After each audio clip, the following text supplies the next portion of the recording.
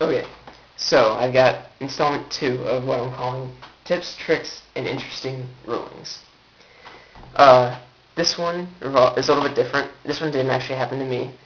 And it's definitely an interesting ruling. And I think used properly, it could be a tip and a trick. Yeah. So the card that this one revolves around is this card. So you'll notice it is not a Yu-Gi-Oh card. It is a Magic the Gathering card. And the reason I'm doing this is because this ruling was just so awesome, I had to make a video about it. Okay, so this actually happened to my friend, like I said, not me. It was in a Grand Prix at Dallas-Fort Worth, and he was playing Callblade, his opponent was playing blue-black control. So he's got the Sword of Feast and Famine already out on the field. It's equipped to something, I'm assuming. And it's probably later in the game because he mentioned the game state as they both had a lot of lands, right? It was a pretty cluttered field, apparently, with the lands. Just lands, I think. I'm not sure. But his opponent was at some ridiculous amount of, like 40, something like that. I'm assuming he had some creeping tar pits on the field. And my friend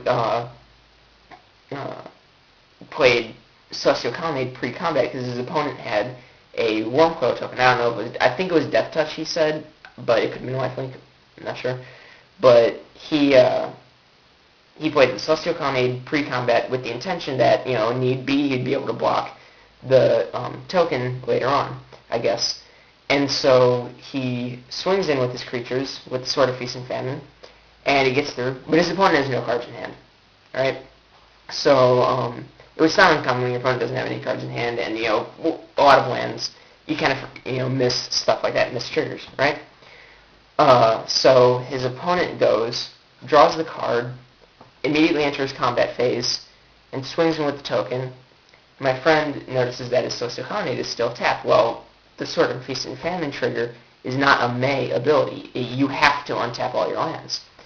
So, calls over a judge, and they happen to actually call over one of 3 level 5 judges in the entire world.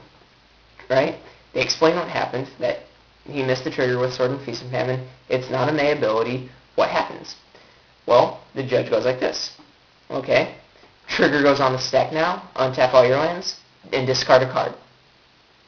When his opponent had only one card in hand, the one that he had just drawn, which would not have been in his hand when the Sword of Feast and Famine should have gone on when the Sword of Feast and Famine trigger should have gone on the stack.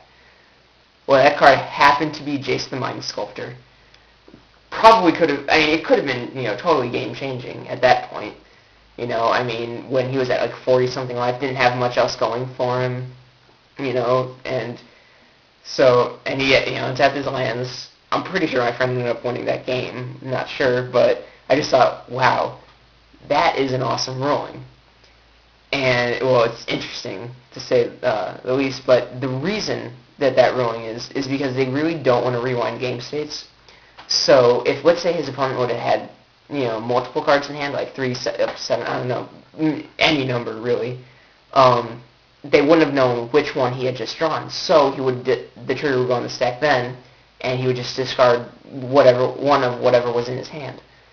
So even though both players knew, and if they could have explained the game state to the judge, I think they could have said, okay, well, yeah, just untap your lands. You both get warnings for missing the trigger.